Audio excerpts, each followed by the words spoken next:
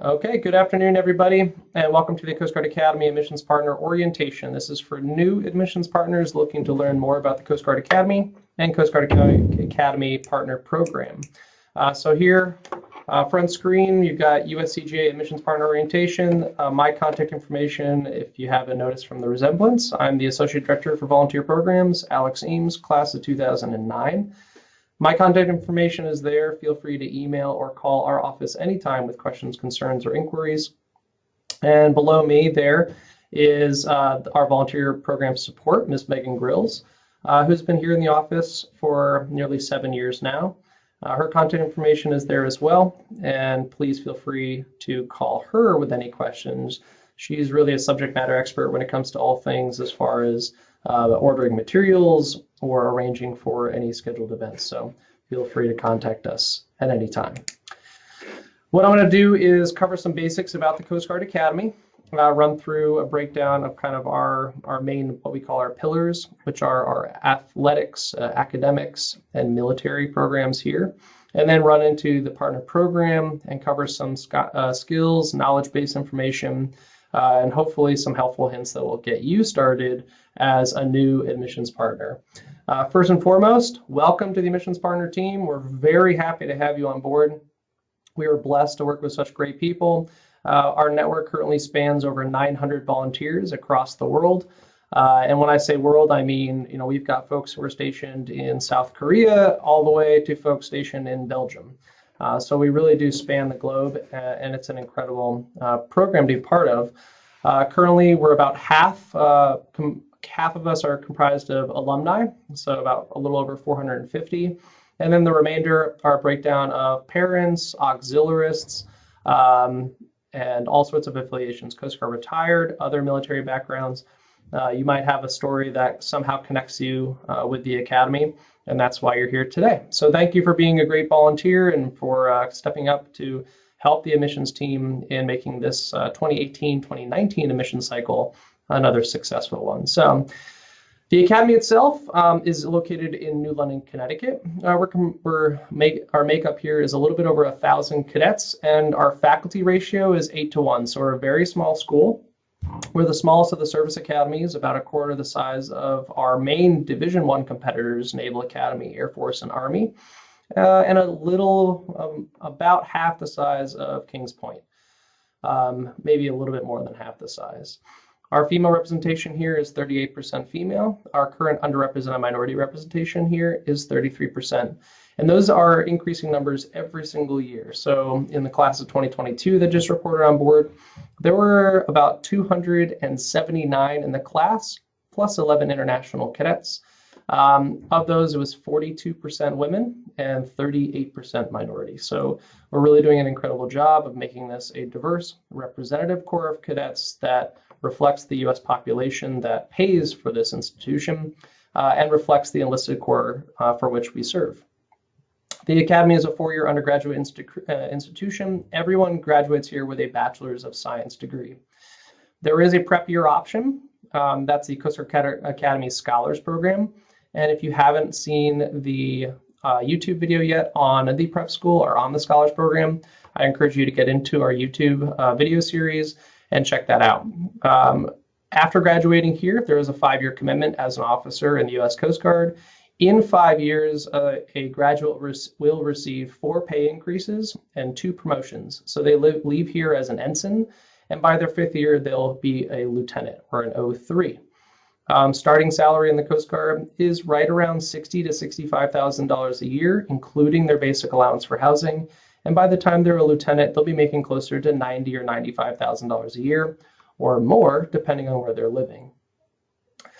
For a lot of folks, when they're looking at the undergraduate experience and where they're going to go to school, their thought is, how do I make this college experience an adventure? And for myself included, and many of the folks that come here, that's what they're thinking when they choose Coast Guard Academy. Really, how do I make this 4-year undergraduate experience more than what it would typically be if I were to attend a civilian college?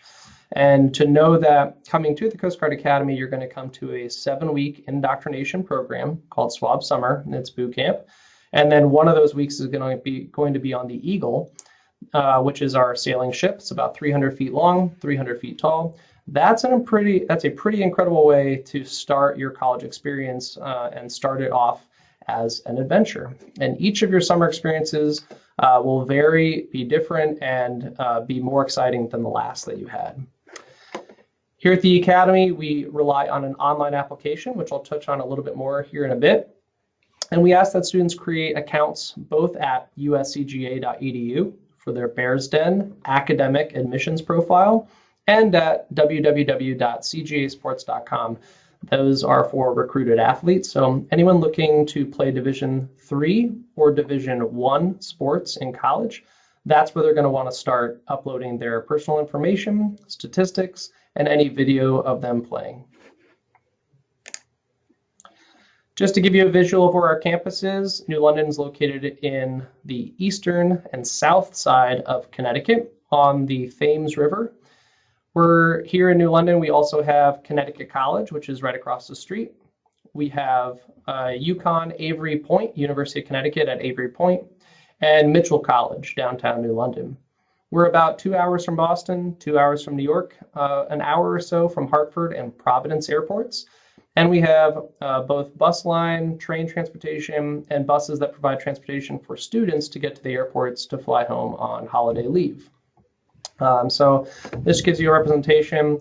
When I'm speaking to students, I'm also letting them know that New London is conveniently located to all these great New England destinations. So you've got the Cape and Martha's Vineyard, Nantucket, Long Island and Block Island, all the way up into Rhode Island, these amazing beach locations. And really, it's a great place to watch the seasons change.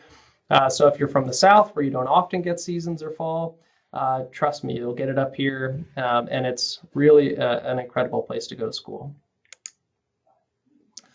As far as our academics, so we'll start off on our 3 pillars here.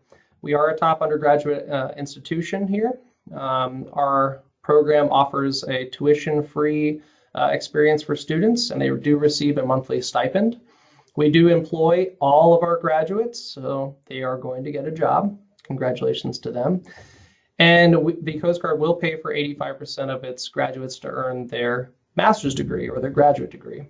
We do have graduates who also go on to earn their PhD as well.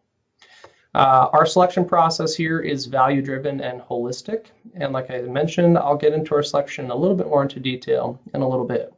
We have 9 academic majors here at the Coast Guard Academy, primarily STEM focused. That's science, technology, engineering, and math. Our newest major added to our list here is cyber systems. So when you're out speaking to students and they're looking for an undergraduate engineering experience, this is going to be hopefully top of their list. We have an incredible civil, electrical, mechanical, and naval architecture program. Operations, research, and computer analysis is a math major using data analysis and computers. Marine and environmental science, the best major, is my major. It has a biology, chemistry, and ocean physics track. Government is a political science degree, and management focuses more on a business management or personnel management. Cyber systems will have both the software and hardware components, and the class of 2022, who just reported on board, will be the first class to give that a test drive, and hopefully they will iron everything out for our incoming classes. In the class of 2023 this year will be the first to be able to select cyber systems on their application. So those are some of our basics for academics. Students take here between 22 and 24 credits a semester for their first few semesters, and you can change your academic major once going into your sophomore year. So they no longer allow changes really after the sophomore season. And about 60 to 65% of cadets change their major. So it's a pretty common thing for students to do. The military aspect of the academy places students right into leadership positions and leans on what we call our lead model of development.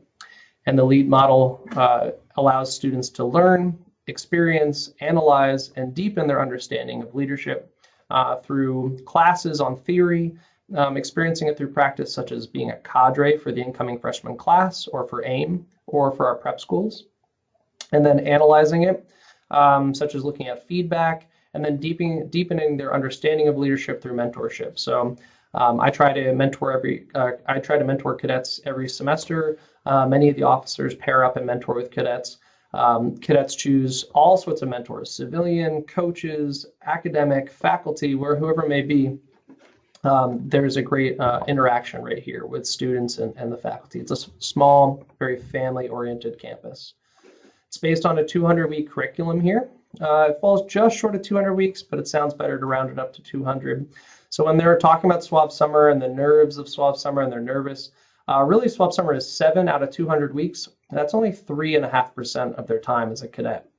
Their time here as a student and during their summers is a much more realistic expectation of what you're going to experience day to day here. So to come for a school year visit is a very important part of a student's application or decision-making process.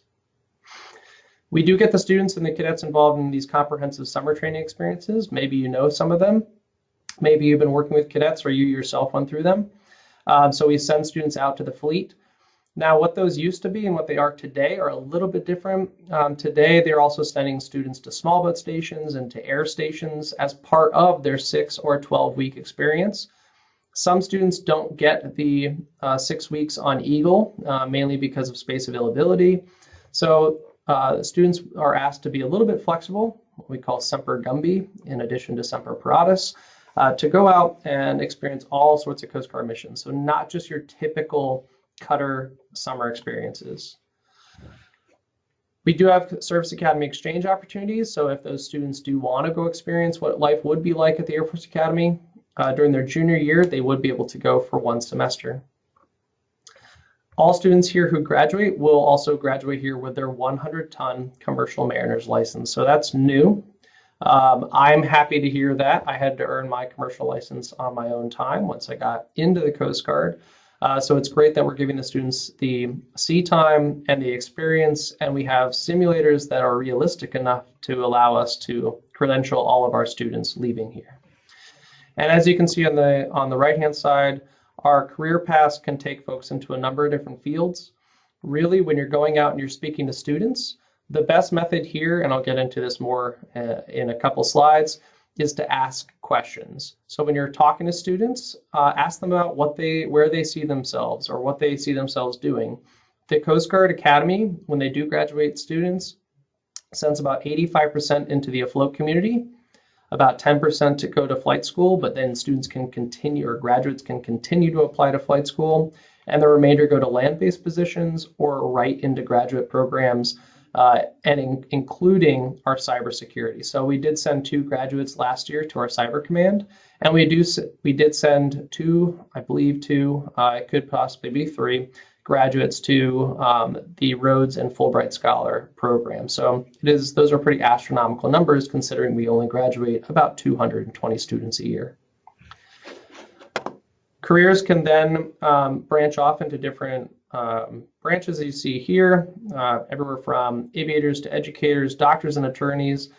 We have a great JAG program in the Coast Guard. So really, like I said, the clue here and what to clue in on for the student is to ask them questions of what they want to do and then relate what they want to do with how our school and our service can meet those goals of theirs. A lot of students will say, I want to be a doctor, or I want to be a lawyer. Well, fantastic. The Coast Guard can pay for law school for you, and then you can be a JAG for the Coast Guard. Athletics here at the Coast Guard Academy. Students are immersed into a physical program here. We have 25 intercollegiate varsity sports, Division III and Division I. 65% of our students are varsity athletes, and they are part of a full Adidas shoe and apparel contract. So they will get all of their gear taken care of. There are a number of club and intramural teams as well, which cover everything from triathlon and rugby to flag football, volleyball, soccer, anything that's not varsity program, kind of that's driven from company to company. There are 8 companies in Chase Hall. The physical fitness exam is part of cadet life here. You take the PFE once every semester or twice a year. It's a 1.5 mile run, cadence push-ups in 2 minutes. 60 push-ups is max for men, 48 is max for women, and then sit-ups as many as you can do in 2 minutes, with 100 being a max. The max score on the PFE is 300, and our average incoming score is a 220 out of 300. These are a list of some of our club and varsity sports. Our Division I programs are sailing, rifle, and pistol. We do have a very competitive varsity program here at the Academy. We've won a number of recent national titles, including women's sailing in 2016, rifle and pistol titles. We had both our lacrosse teams go to the NEWMAC, New England Men's and Women's Athletic Conference, semifinal and final competition.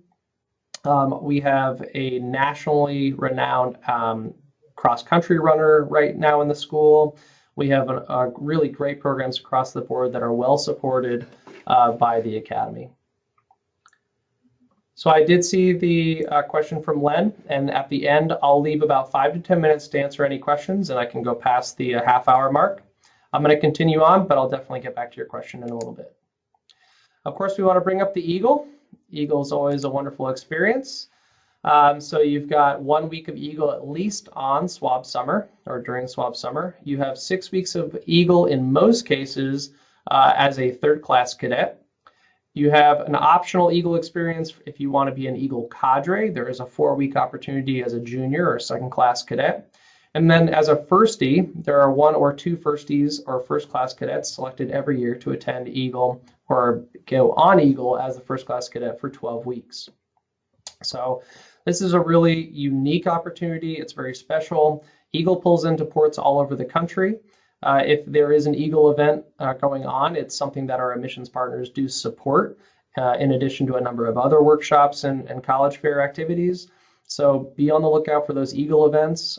Throw your hat in the ring if it's something you want to participate in, and we'll try to get you on board. So I'll wrap up the Academy information here with the application basics. It's 100% online. We do not need or really want anything mailed to the Academy. We ask that it's all emailed in at the very least to admissions@uscga.edu. Everything else should be submitted electronically through the application. Our average GPA is a 3.8. Our average SAT math or ACT math is a 670 or 31, and we do super score our tests. I include the math score because we are a STEM-heavy focused school. The writing scores, and what I would say for anyone you speak to, they want to focus on GPAs, and you want to focus on GPAs above 3.0 and above and test scores above 600s math, verbal, or reading. 600s. Equivalent 600 on the ACT would be around a 26 or 27. Anyone lower than that, it would be very challenging for them to compete. Now we want to encourage everyone to apply because without an application, we wouldn't be able to determine whether or not they're competitive or not. So encourage them to apply, but know that our benchmarks, not any minimums, but our benchmarks are what we try to shoot for above 3.0 and above 600s. We do like to look for STEM classes in chemistry, physics, and calculus, and a leadership-heavy curriculum in their high school experience. So whether it's through scouting or varsity sports or whatever it may be, leadership is key. We also look for those extracurriculars, so that includes sports, music, work, or anything that they're doing to enrich their high school experience and things that will enrich our academy core. There are essays on the application, and we do ask for 4 letters of recommendation from the math, English, guidance counselor, and physical fitness exam administrator. I included the average for our PFE there again. For our dates this year, tomorrow is August 1st. Our application comes online tomorrow. We're going to officially launch our application on August 6th, and our early action date is October 15th. Regular action date is January 1st, and the national acceptance deadline is May 1st. We do not require a congressional nomination. It is a merit-based application based on who the student is. Early action and regular action, the difference there. Early action, the only benefit to the student is if they know that they are a rock star, they have nothing to add or contribute to their application, and they are ready to be reviewed as early as October. The only benefit is that they find out an admissions decision earlier on. They receive 1 of 4 decisions: appoint, do not appoint, waitlist, or scholars.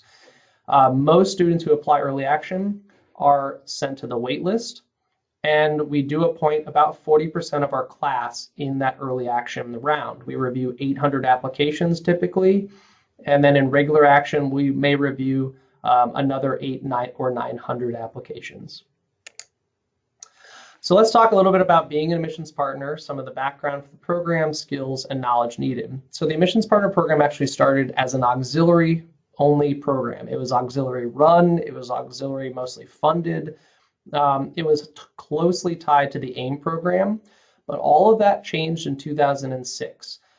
We had our admissions director at the time establish the admissions partner program and kind of brought the partners back into the fold of the admissions office. And we kind of took a little bit more responsibility and command of our recruiting and outreach methods. So in 2006, we established this program. The primary goal of our admissions partners is information and outreach. So we need to disseminate information to folks and outreach to remote communities that we would not typically be able to visit.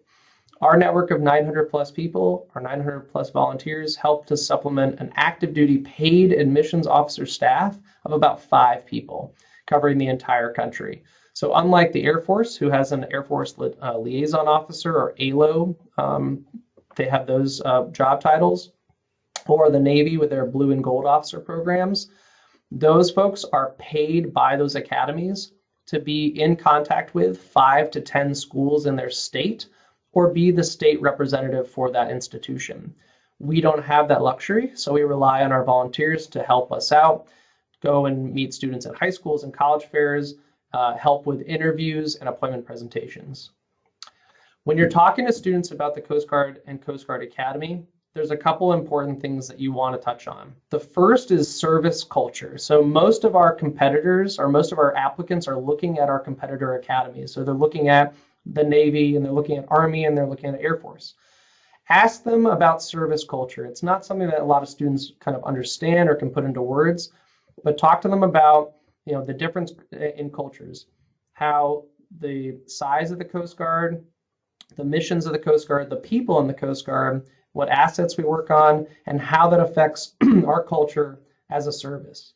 Excuse me. Next, ask them about what kind of quality of life they want to have later on. Now, it's really hard for some of these students who can't really think about what they want for breakfast tomorrow to think about what they want to be doing 5, 10 years from now. So think about quality of life, or to put in other words, what war do you want to fight? Do you want to fight one that's against search and rescue cases and bad weather, counter narcotics cases? Do you want to go overseas? What war do you want to fight, or what quality of life? Patrols in the Coast Guard are much different than patrols in the Navy. They're different in length, they're different missions. So to be part of a feel-good humanitarian Department of Homeland Security mission is really great to have here, and it shows in our retention rates for officers.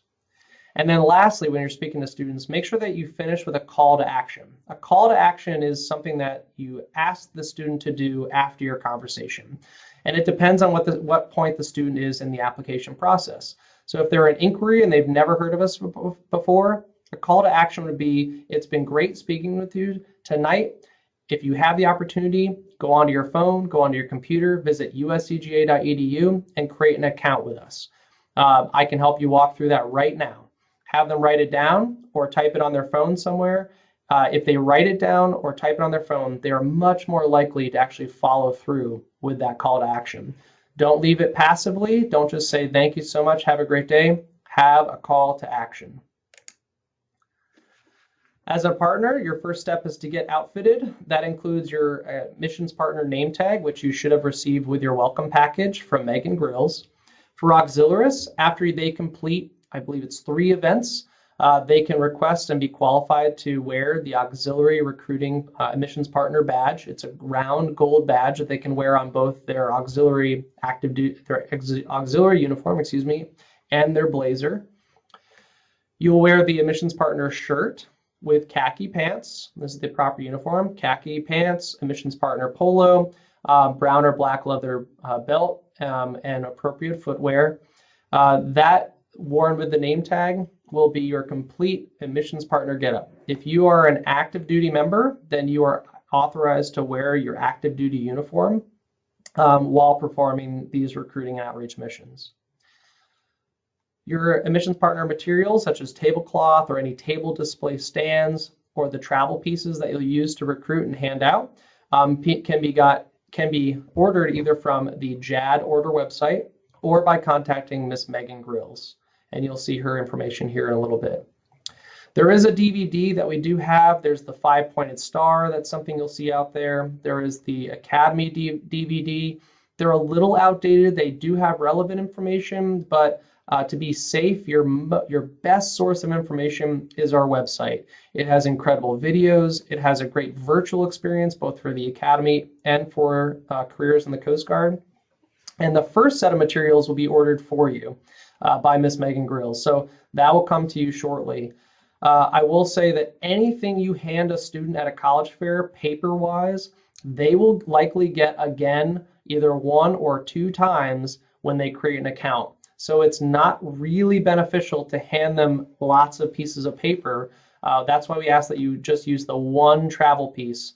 If you go onto the JAD order site, it's clearly labeled as travel piece.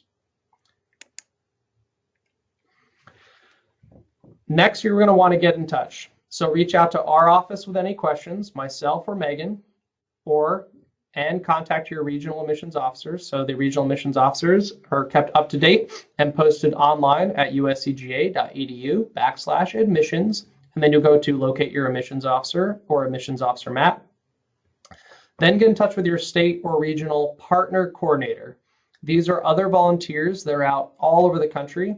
They're helping to coordinate your activities, and they're trying to keep all of the activities in their state coordinated so that maybe not one partner is showing up a day after another partner at the same school, and there's some sort of coordination there. You'll want to be in touch with, and you'll hear more from them in a little bit, the interview coordinators and the AIM planning staff. So that's for our AIM mission. We just completed it last week. Still recovering. It's a long 3 weeks. We have 550 students that come to the program. So very happy to have successfully accomplished that this year. Next, you're going to want to get informed. So attending trainings such as this one, or going online and viewing online resources at uscga.edu or our partner page at uscga.edu/partners. Viewing your Bears Den information, and to get more information on our online resources, go to our YouTube training videos and check out USCGA webinars on online resources. Research your local schools. We will be sending out a Coast Guard Academy school list very soon for schools that we want to have specific focus on this next recruiting cycle. But make sure you know your schools in your area, where they fall on ranking guides. Do they have students that may be interested in coming here? Do they have students who may be interested in serving? So do some research on your local schools, introduce yourself, make yourself available as a local representative. Lastly, congressional office introductions. This is a great way to get in with your congressional representative, whether it's your senator or your congressman. If there's someone that you want to meet and introduce yourself to, coordinate it with the admissions officer and the state coordinator and go make the introduction. Last but not least, ask questions.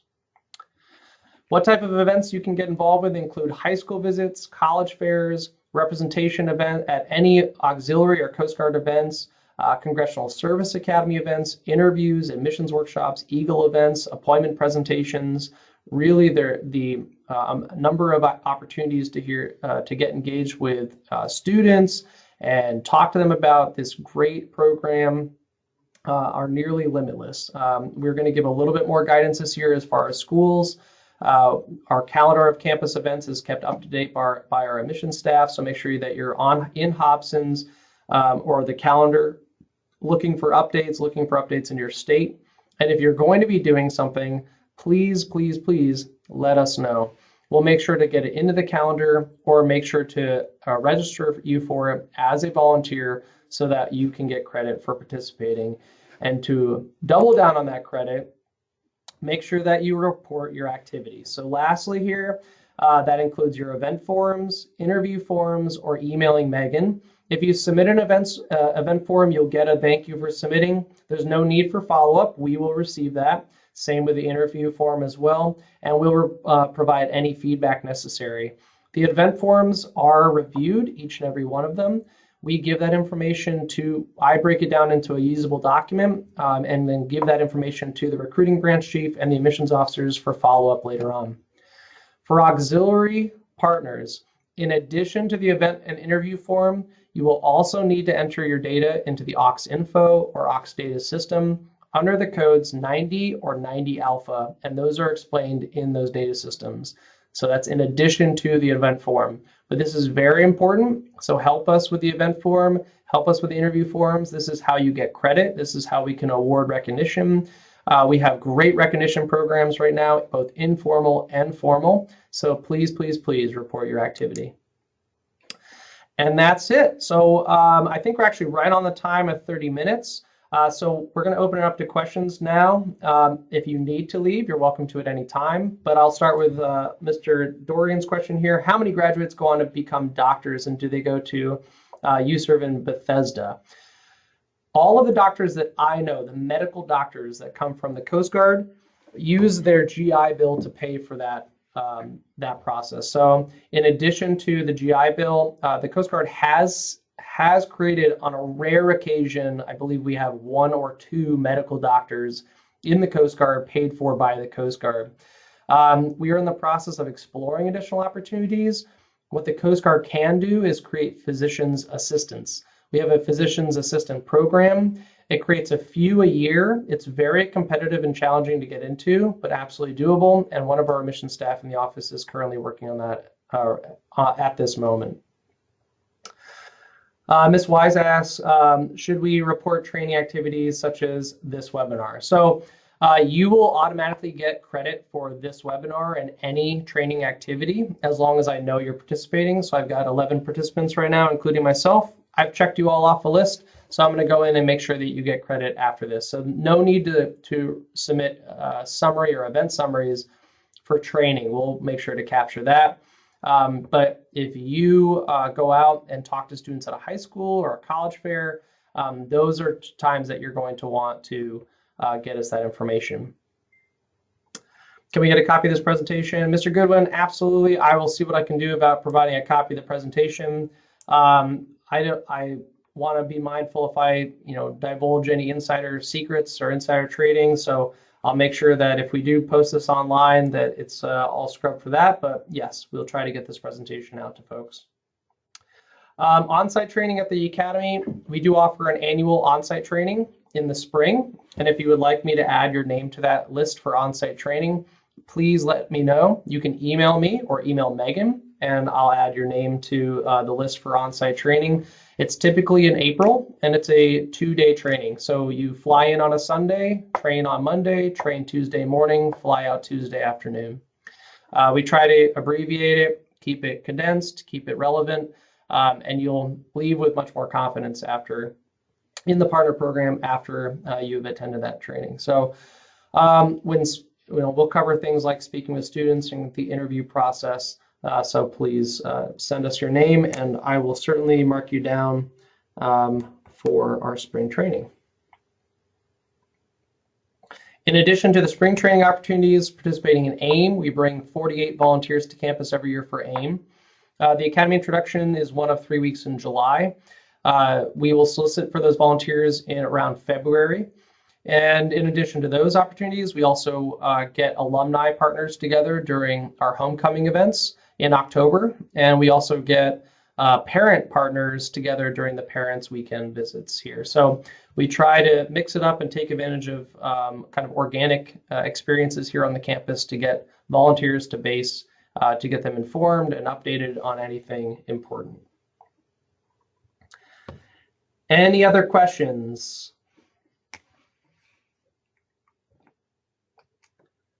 All right.